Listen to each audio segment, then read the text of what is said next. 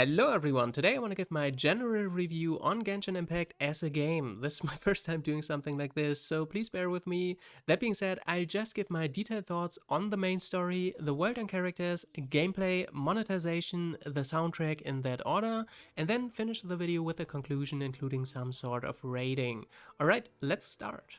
Main story, don't worry, there won't be any spoilers. First of all, I think there are roughly two different types of games. On the one hand, the traditional single player game, you just play through it, put it aside and be done with it. On the other hand, there is the online service type game that keeps getting new content updates and that you keep coming back to. Or you never leave in the first place because you're hopelessly addicted. Yeah, I also had my wow face. Genshin obviously isn't a MMORPG, but in terms of storytelling it still positions itself at their side. Depending on your preference, you might not even care about the story in this game at all and still enjoy playing it because the type of game sets certain expectations. If you're looking for a super immersive experience, a playable movie as some people like to call it, then this is not it. For that, pick a story-driven single-player game. Genshin builds a grand overarching narrative over the course of years. In the end, everything probably comes together and gets concluded at once, but for now, they just opened up a bunch of different plot lines. Fatui, Abyss, and Celestia are dangling as goals in front of you and get occasionally advanced in between you getting distracted by different national conflicts as you travel the world from country to country. It's a fantasy with a lot of magic, the influence of living gods versus mortals deciding their own destiny, and all the good old political intrigues of different factions around that. Usually I'd call a story in an online game like this a byproduct, while the actual motivation to play the game is its function as a giant social gathering hub. In a lot of ways, this is a single player experience though, with the option to co-op. And that means they can put a lot more focus on storytelling. Overall, I think it's enjoyable and very well implemented, but I'd say the main appeal of Genshin Impact is still somewhere else. So let's talk about that next. World and characters. Honestly, it's great to just run around and following your own path and tame it. It's a giant open world filled with activities. Monsters, treasure, time challenges, collectibles, and of course side quests and events. A lot of work is put into making it feel alive. To just say it directly, I think they did a truly great job here. It appeals to your urge to go out and adventure. My only very minor criticism here is the stamina system. I actually had to play Elden Ring first to realize this. It's a game that arguably puts even more importance on stamina, but only so for anything combat related. In that game, if you're out of combat, they let you run around its open world as you please with the stamina bar inactive. They even give you a mule to run around faster. Well, maybe we have that in Genshin too. Using the character Sayu for the first few times was fun. Now it just feels like you're forced to have her in your team unless you want to move around like a snail. I would love to see stamina out of combat being gone, and I believe MiHoYo isn't afraid from taking inspiration from Japanese games, to be quite honest here. Anyway, now that I got this little rant out of the system, I gotta admit that they seem to have realized this themselves already, and you see a lot of creative ways to traverse different terrain in the latest expansion, Sumeru. Like I said, the world they built is amazing, and I feel like with each new nation they work in new and interesting mechanics to interact with it. Another thing that is pretty much indisputably great is the character cast. There are so many of them, and over 50 of them are playable. I guess I should say potentially playable, but we'll get to that when we talk about monetization. A lot of effort is put into fleshing out their backstory through side quests, events, and hangouts. Yeah, there really isn't much to say. It's a gacha game. Of course, the character cast is where everybody's attention is, including the devs. With every new patch, banner characters are what most people are talking about. So let's stop here and rather talk about how to put them to good use. Gameplay. I already made a reference to Elden Ring, so let's just keep rolling with it and say there's some overlap here as well. You have a real-time combat system, very simplistic and easy to get into. Every character only has a filler attack, 2 skills, and the ability to dodge. Aside from that, it's a little hack and slashy at times, to the point where you can literally suck in hordes of small monsters into a vortex. If you choose to engage on a deeper level, combat also offers a very interesting system through elemental reactions, which basically means combos. It combines different skills with different elemental properties to activate additional effects. Like for example, a water skill plus an ice skill freezes an enemy, or fire in combination with wind spreads out the fire to enemies close by. It's fairly intuitive, and you do it by assembling a party of 4 different characters. You don't play them all at once though, it's more like you switch between 4 different skill sets on a single character. In general, combat is very fluent and satisfying. To pick up the parallel to Souls games again, you have stamina for dodging or charge attacks and simple controls so you can pay attention to bosses' attack patterns. Though the problem is endgame. There are well designed bosses from a mechanical perspective, but the difficulty curve is fairly low, so there's no point to actually pay attention in the first place.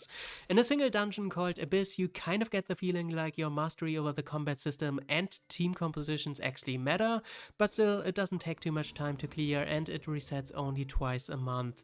Yes, Genshin tries to sell a casual experience, but I don't see how having content for casual players or endgame content for more dedicated gamers is mutually exclusive.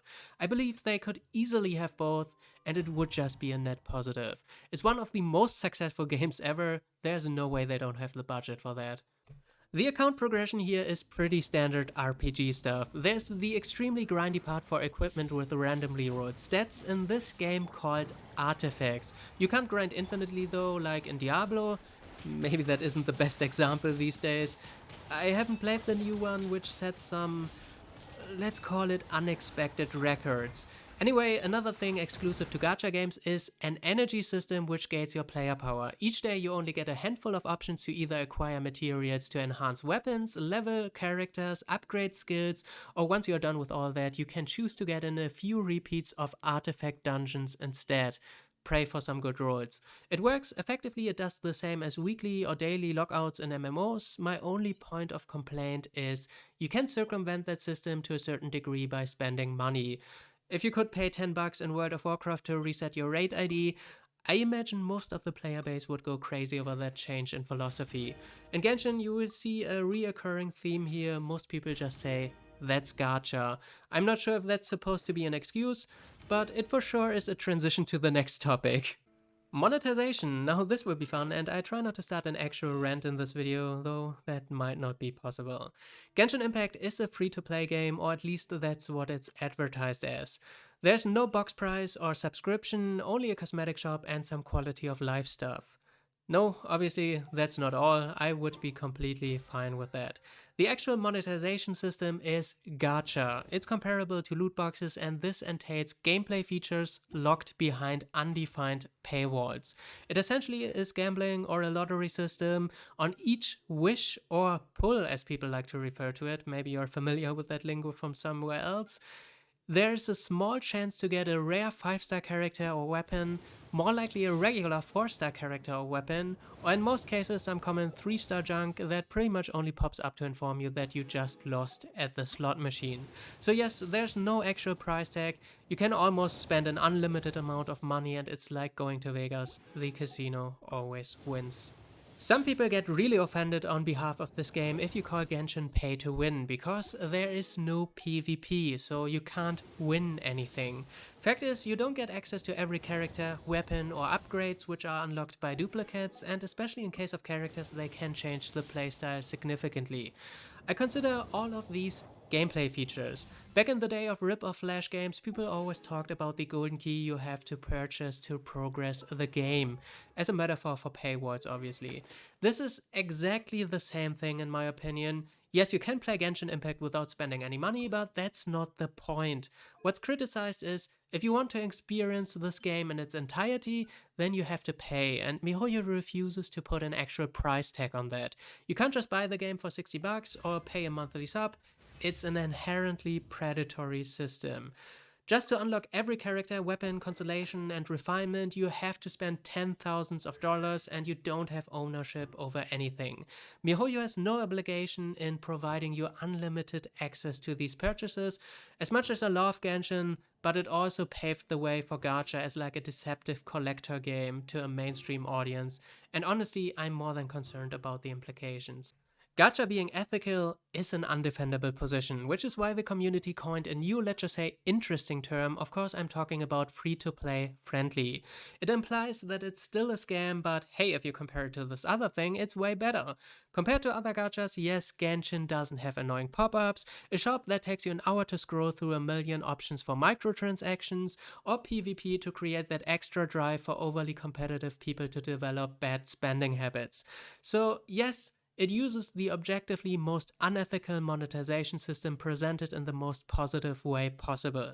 For me, it's good enough to be comfortable to make YouTube videos about this game, but in general, you can probably already tell what my opinion is. I'll just leave it for you to decide on your own though. To end on a more positive note, let's talk about the soundtrack. Long story short, it's great. It does exactly what a soundtrack is supposed to do, invoking a certain emotional response in the player, whether that's a sad moment in the story or something euphoric. For example, I think most people would agree that Genshin trailers are amazing, and I'd say that the soundtrack plays a significant role there. The Inazuma trailer was probably one of my favorite ones in general. Aside from that, combat or boss themes are very exciting, and the background music is also very fitting in the world itself. From the lighthearted Mondstadt to the mysterious Enkyounomiya. In my layman opinion, I can't come up with anything to criticize. The soundtrack just works very well, good job to the composer. Same thing for sound effects. Again, I don't really have a very informed opinion on this, but it sounds really good. From footsteps to gliding, it's very believable, especially in combat. Everything is very impactful. You can hear the weight of your hits, and it's a very immersive experience overall. Alright, let's put a number on it. I broke it down to these 5 categories, so I'll just give each one a score from 1 to 10 and then total it up. Soundtrack, 10 out of 10, one word, perfect. World and characters, 9 out of 10, please remove stamina while out of combat, and it's literally perfect as well. Story, 8 out of 10, I just don't think service type games are a good vehicle for immersive storytelling, but Genshin does as good as it possibly could have within those boundaries. Gameplay, 7 out of 10, really fun combat system, but you really can't use it anywhere to its full potential. And account progression is ultra grindy, so kind of hit or miss depending on your preference. Monetization, 4 out of 10. Honestly, I think this might even be a little generous, but it's pretty much a single player game, so you can't even flex your pay to win stuff anywhere, which in return means you don't need as much discipline to stay free to play. That's a 38 out of 50, pretty good. It's a 3-star game, I guess, the most likely outcome. Maybe at the 90th expansion we will get that full 5-star score. Anyway, back to being serious, I have a lot of respect for the developer who created an amazing, highly polished product, but that makes it all the more disappointing that the scummy publisher is willing to stay in it with Gacha. That's my main criticism, and I'm European, so I realized that in other regions pay to win might be more acceptable, but Genshin Impact was published here, so I'm also free to judge it based on our standards, and I can only hope that they won't change anytime soon because of games like this. Alright, we made it to the end. I haven't watched any other reviews, so I hope this was entertaining, and even though I strongly dislike some aspects of this game, I obviously still love Genshin overall. That's why I made this YouTube channel. Anyway, let me know your thoughts and stay tuned for more videos. Until then, have fun and bye bye.